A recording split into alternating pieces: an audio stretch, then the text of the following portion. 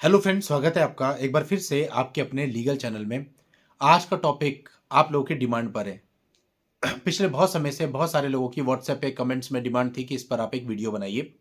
लोग बहुत ज़्यादा कंफ्यूज हैं और मैं मानता हूं कि इस वीडियो को अगर आप पूरा देख लेंगे तो आज आपको हर प्रकार से क्लैरिटी आ जाएगी। दोस्तों, वीडियो 498A से संबंधित है, जिसका नया नाम 85 BNS है। तो यदि आपकी FIR 498A में हुई है या 85 BNS में हुई है तो आपके मन में एक सवाल होता है, पुलिस को डील करना, चार्जशीट आना, एफआईआर की क्वेश्चन में जाना, चार्जशीट की क्वेश्चन में जाना, नीचे बेल लेना, एंटीसिपेटरी बेल लेना, सब हलवा बना होता है। किसी ने कुछ कह दिया, किसी ने कुछ कह दिया, आप डिसाइड ही नहीं कर पा रहे सही बात क्या है और गलत बात क्या है। तो इस पर मुझे पिछले काफी लंबे समय से रिक्वेस्ट आ रही थी एक डिटेल्ड वीडियो बनाने की। तो दोस्तों, हम आज हर नेगेटिव और हर पॉजिटिव को समझेंगे और मुझे लगता है कि उसके बाद आप अपना मार्ग खुद निर्धारित कर सकते हैं।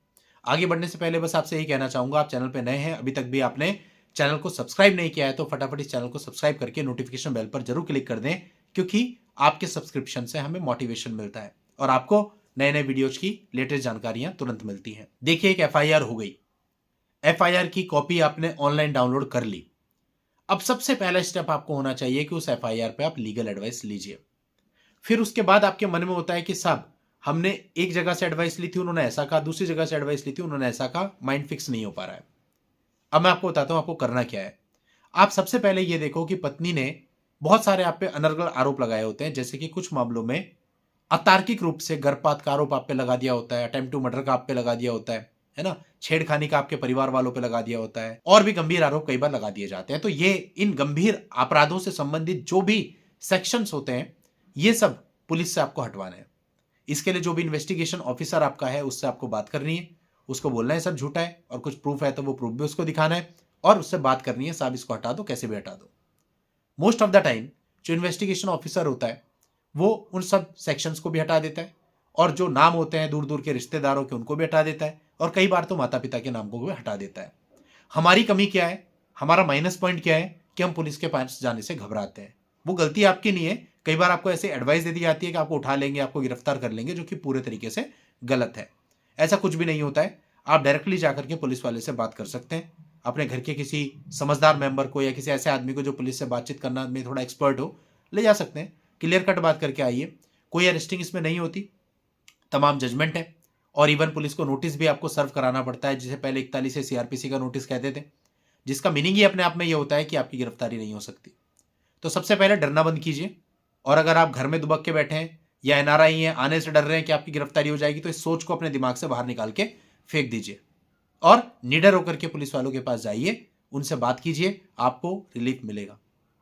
हमारे हाथ की अगर आप बात करें तो हमारे हाथ में एक सिंगल भी एफआईआर ऐसी नहीं होती जिसमें हम पुलिस से रिलीफ नहीं लेते, क्योंकि सेक्शन झूठे होते हैं, उनके एविडेंस हमारे पास होते हैं, पुलिस भी कॉपरेट करती है, देखती है सब चीजों को, और उतना काम हो जाता है। अब जो भी हमें रिलीफ मिल सका, यानी शॉर्ट में पहला पॉइंट ये हो गया कि एफआईआर के बाद लीगल एडवाइस लो, और उसके बाद पुलिस से जो रिलीफ आप ले सकते हो वो ले लो।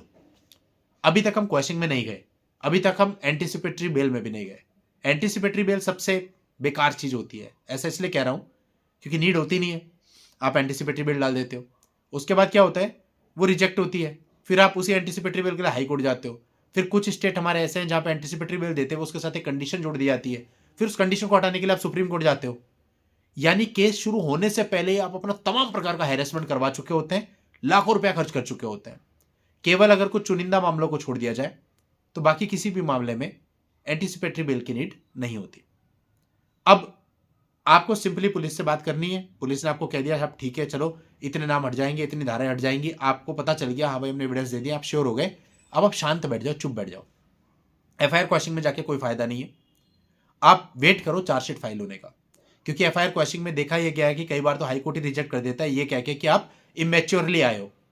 दूसरी चीज, हो सकता है चार्जशीट में पुलिस एक ही नाम रखे और अभी आपके 5 नाम है, तो अभी आप क्वेश्चन में जाएंगे तो 5 लोगों की तरफ से आना पड़ेगा, बाद में जाएंगे तो केवल एक आदमी की तरफ से आना पड़ेगा, पैसा बचेगा, टाइम बचेगा, हैरेसमेंट बचेगा।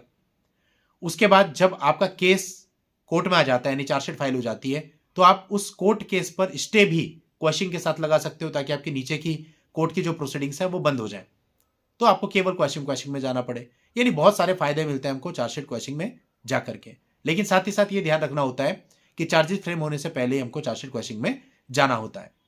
अब यहां तक क्लियर हो गया सबको कि हम चार्जशीट क्वेश्चन में चले गए, स्टे पिटीशन डाल दिया। अब यहां एक समस्या और आती है कि चार्जशीट आपकी कोर्ट में आ गई होती है, आपको समन आ गए होते हैं।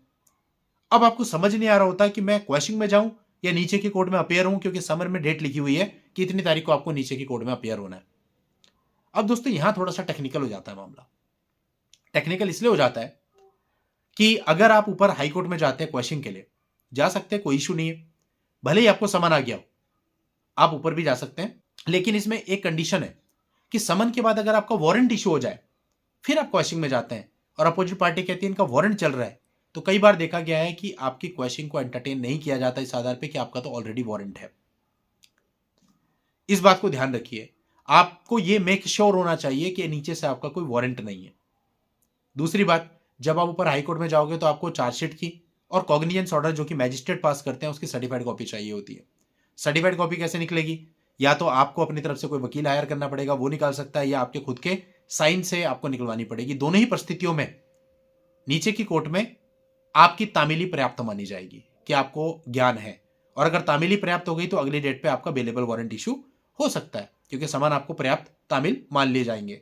तो ऐसे में थोड़ा सा दिक्कत आ सकती है। तो रिस्क फ्री होने के लिए आप ऐसा कर सकते हैं कि नीचे की कोर्ट में पहले एक वकील साहब के साथ अपियर हो जाएं, वकालतनामा लगवा लें, बेल एप्लीकेशन लगवा लें और अपनी बेल ले लें। बेल लेने के बाद जब आपको बेल मिल जाए, फिर सेफली आप ऊपर वाली कोर्ट में चल जाएं बिफोर फ्रेमिंग चार्जेज। बेल ले ली, लेकिन चार्जेज अभी तक फ्रेम नहीं है, नीचे वाली कोर्ट से आप सेफ हो गए, आपका कोई वारंट इशू नहीं होगा बिकॉज आपकी बेल हो चुकी है, और ऊपर वाली कोर्ट में फिर आपने क्वेश्चन फाइल कर दी। अगर आप ऐसी परिस्थिति में फंस जाते हैं कि आपको ऑलरेडी समन आ चुका है, तब के लिए बता रहा हूं खाली, अगर समन आपको नहीं आया अभी तक लेकिन आपको पता है चार्जशीट आ चुकी है, तो फिर इस केस में आपको नीचे बेल लेने की जरूरत नहीं है, आप डायरेक्टली हाईकोर्ट जा सकते हैं। यानी ये सारी चीजें परिस्थितियों पर डिपेंड करती हैं। हर मैटर की एक छोटी से छोटी चीज एडवाइस को पूरे तरीके से उसके लिए चेंज कर देती है। तो ये सारी चीजें जनरल इंफॉर्मेशन की तरह आप यूज कर सकते हो, बट फिर भी आपको यही कहूंगा जो आपका स्पेसिफिक केस हो, अपने स्पेसिफिक केस के हिसाब से जो भी आपके सलाहकार हैं उनसे आप सलाह लीजिए और उसके बाद आप कोई स्टेप उठाएं ताकि आपको किसी प्रकार का नुकसान ना हो। उम्मीद करता हूं इस वीडियो से उन सारे लोगों को क्लैरिटी आ गई होगी जो पिछले बहुत समय से क्वेश्चन पूछ रहे थे। दोस्तों आज की इस वीडियो में इतना ही। नेक्स्ट वीडियो में नई जानकारी के साथ मैं आपसे फिर मिलता हूं, तब तक के लिए goodbye and thank you for watching. Take care.